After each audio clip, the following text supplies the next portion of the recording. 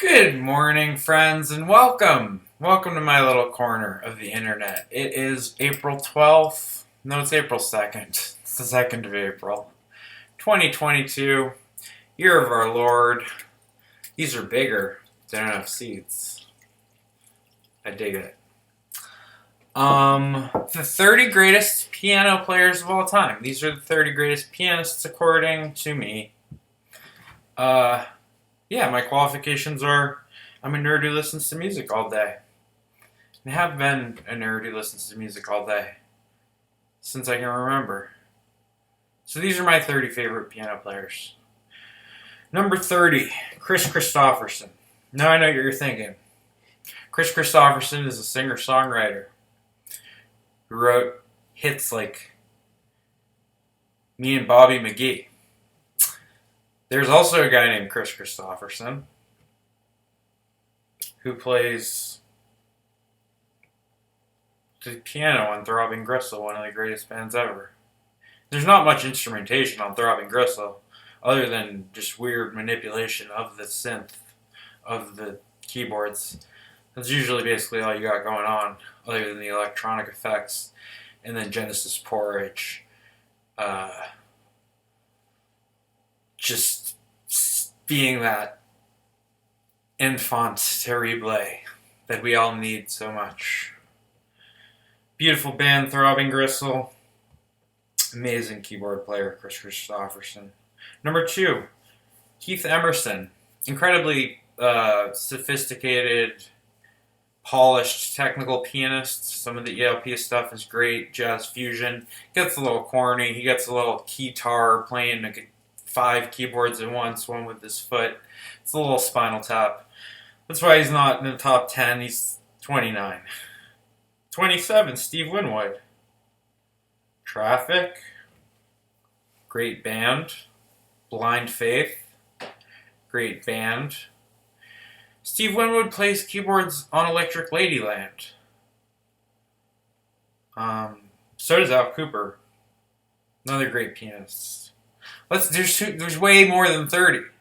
Like, I couldn't even put some of my favorite pianists on this list. But it's the same for every instrument. I need a top 100. I need a top 1,000 for albums, and I need a top 100 for musicians. So, eventually I'll give you those. These are the 30. 26, Bill Payne. Lil Feat's piano playing is amazing. It's my favorite. I love Lil George's voice, songwriting, playing. I love the slide, but whenever Bill Payne takes over, gets into some keyboard thing, usually piano thing, straight up piano thing, it's just always beautiful. When he takes a solo, it's my favorite part of the... I just love Bill Payne's piano playing. It's great. Number 25, Irwin Schmitz.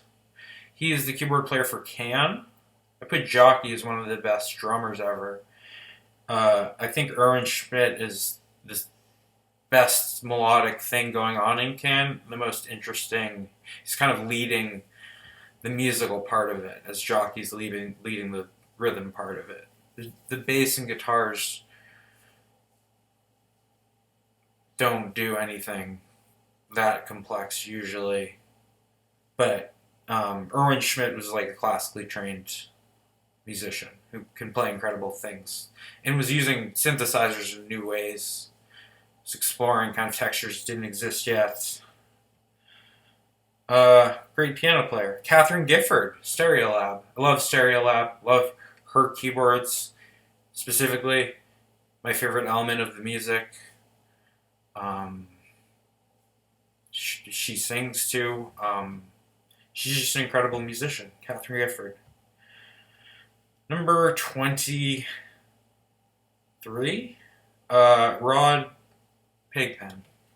He was the keyboard player who was the original lead singer of the Grateful Dead. I like the way he plays the actual piano, organ. I like the Dark Star with just the doo-doo, doo-doo, doo-doo, doo-doo. I like when he plays bluesy stuff. I like his harmonica playing. I like his singing. But he was a piano player. He's a keyboard player. So he's there. Because That's my favorite era of Grateful Dead, is when he was playing the piano, when he was singing. It's when it sounded cleanest to me. Garth Hudson, number 8. I think Garth Hudson is a better pianist, although he's an organist more than a manual. Richard Manuel is usually playing piano, which is also quite beautiful. I love Manuel's singing and playing, but I think Garth Hudson is the best pianist in the band, one of the great bands of all time. So he's there. Next, Ray Manzarek. Not a huge Doors fan, honestly. Not a huge fan of the guitar playing or the drumming. It doesn't have a bass usually. Roadhouse Blues, stuff like that, has a bass on it. They'll get like Jack Bruce or some dude to come in and play bass for a track or two, but usually the bass is Ray Manzarek's left hand. And Ray Manzarek's soloing is the best thing going on musically. The Doors' first record is incredible, and then it's kind of diminishing returns. But the best musician in that band was always Ray Manzarek, driving the actual evolution of the melody forward. Then you had Jim Morrison doing his drunken shaman whipping his dick out, which is compelling to some people. Some of his poetry is pretty good. I like The End. I like Riders on the Storm. He's got a few. He's not in the top 30 vocalists, but he's got a few. After Ray Manzarek, Trent Reznor. Like Stereolab, like Throbbing Gristle, the keyboards are mostly all there is on a Nine Inch Nails record, and Trent Reznor plays a lot of those keyboards, especially on my favorite stuff, the early stuff, Pretty Hate Machine and Downward Spiral. A lot of that is just Trent Reznor playing keyboards, and then programming drum patterns, and then singing, and basically doing everything himself. Especially on later records, and some, I think on the Downward Spiral he has some other organist. There's incredibly talented piano players that join Nine Inch Nails and play piano. But I feel like I have to give it to Trent himself. Above Trent, Sun Ra. Listen to Sun Ra records. Sun Ra was an interplanetary, messianic,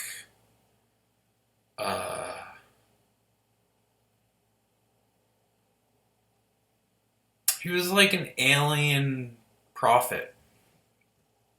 He also happened to play organs and keyboards and, just pianos. But more than that, why Sun Ra's on there is because whatever Sun Ra was doing, Sun Ra is the only person who ever did that. Above Sun Ra, I put Richard Wright. I love the keyboard solos on Pink Floyd records. Just listen to Great Gig in the Sky. It's just Richard Wright by himself, and it's one of the most moving pieces of music I've ever heard. Although you have the female wailing vocal come in. But just the keyboard lines he comes up with. So good. Him and David Gilmour with the Roger Waters, Nick Mason. It's just, yes, Richard Wright. Above Richard Wright, Brian Eno.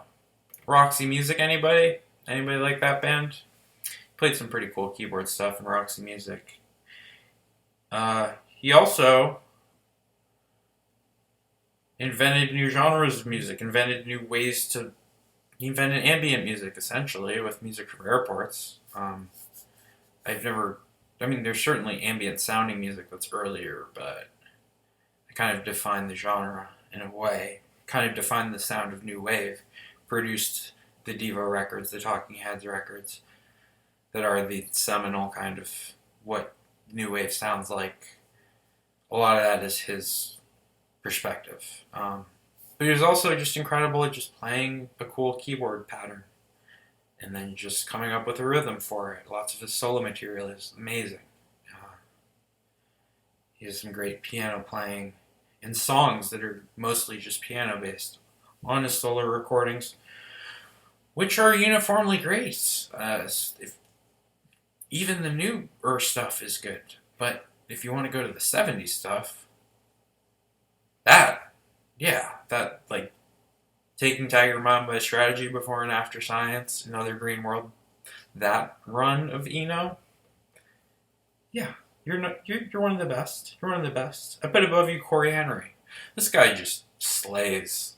Just watch Cory Henry on the Lingus Snarky Puppy solo or whatever. I think he quit the band, but he's just a beast. Above him, 15, Greg Allman. Amazing singer, songwriter. Love the way he plays keyboards. Love the way the Allmans jam. And Greg Allman is instrumental in kind of holding it down in between the wildness of the dual guitar, dual drums, rowdy pulsating bass. Greg's just above it. That sweet organ, that gravelly, soulful voice. Love Greg Allman. Rest in peace. Rest in peace to a lot of these people. Richard Wright, I think, is dead. Brad Mehldau, I put above him. I've seen him live. He's one of the best piano players I've seen live.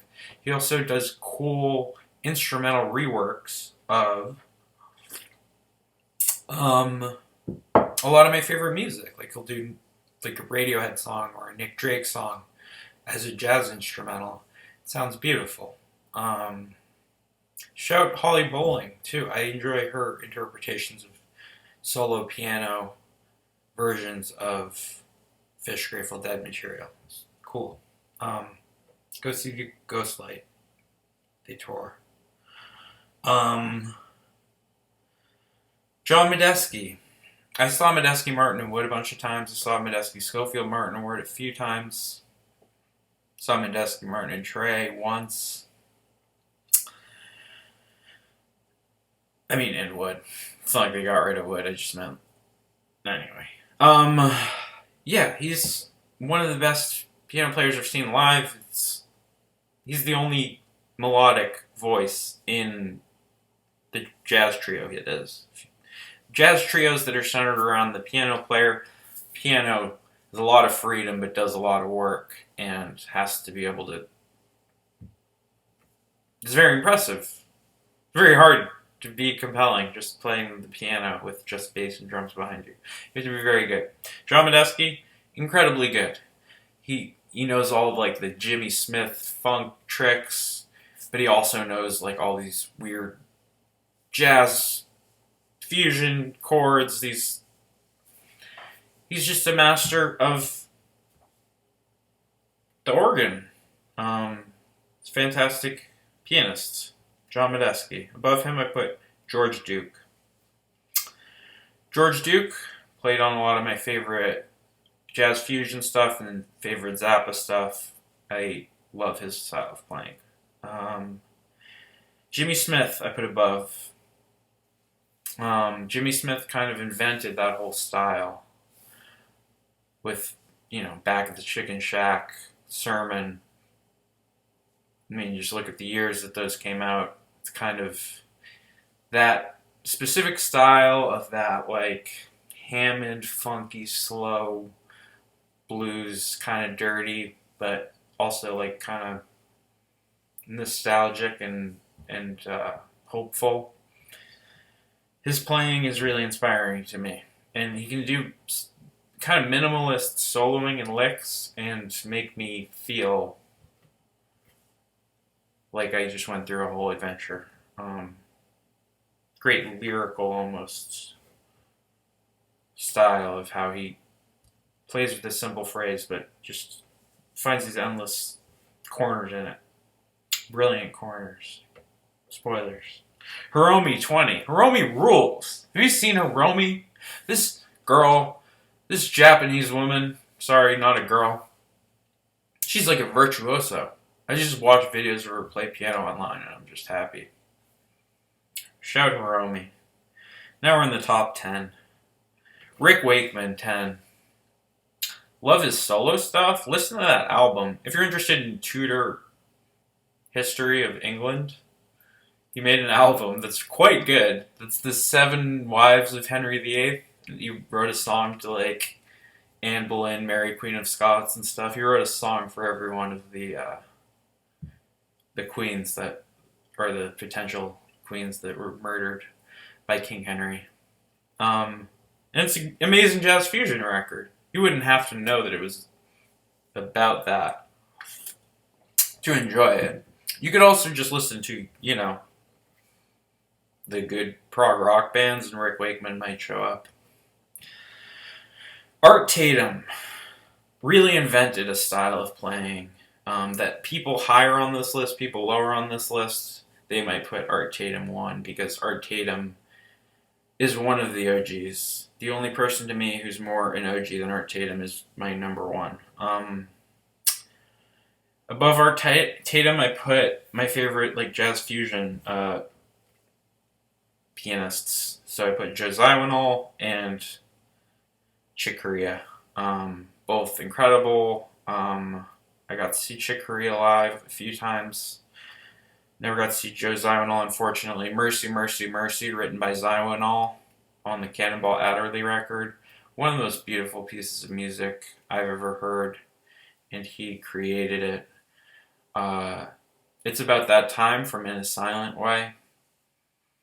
That's a Joe Zawinul composition.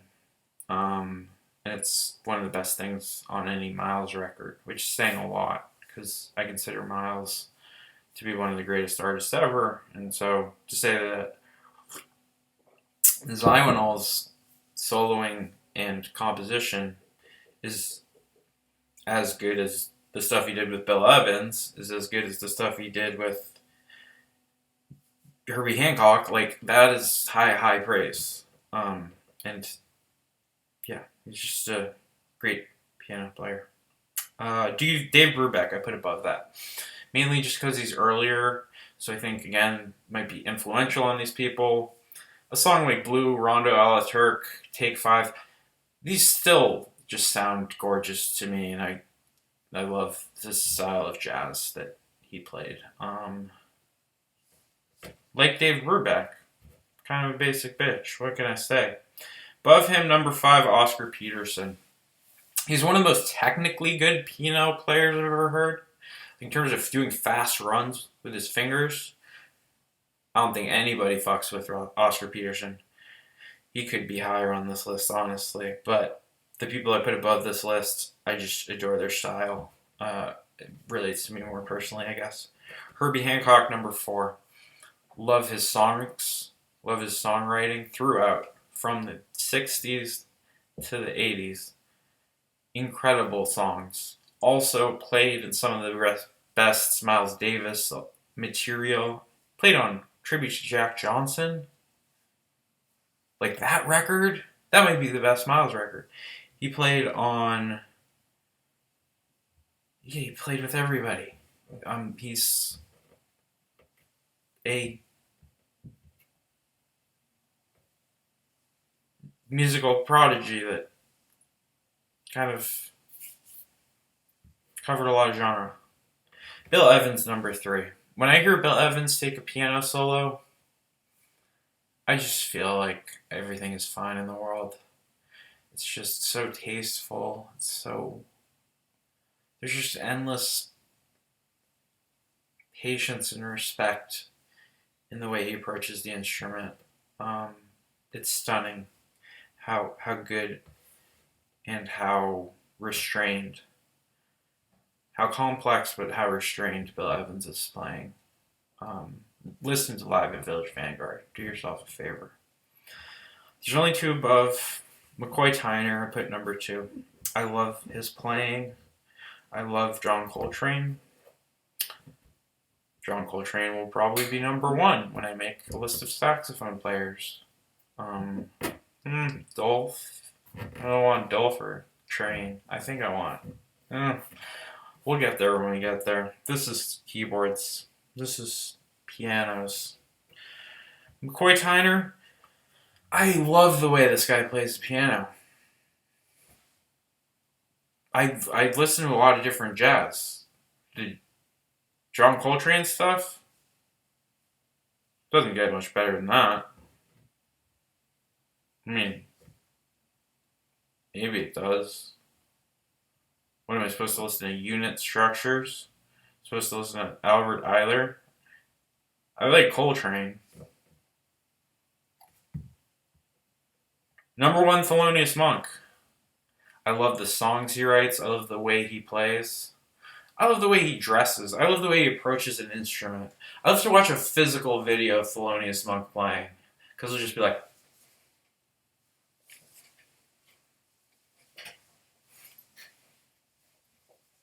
It's like he has no technique, but it's somehow everything is perfect. Felonious Monk just like reinvented a way to rhythmically understand how to approach being a jazz soloist that I think everybody took from. And as somebody who's obsessed with maintaining rhythm, kind of sacred patterns, Felonious Monk was the original disruptor who kind of proved that you could just kind of punctuate these spaces in these wild bursts and it would come out coherent. If you had the chops underneath, right? You had to learn the rules first to break them. Felonious Monk, one of my favorite musicians. Brilliant Corners, I think, is one of the greatest jazz albums ever recorded. And a few of his songs, I think, are all-time classic jazz standards. Anyway, look out for my seasonal line of fragrances. It's 22 minutes. Hare Krishna.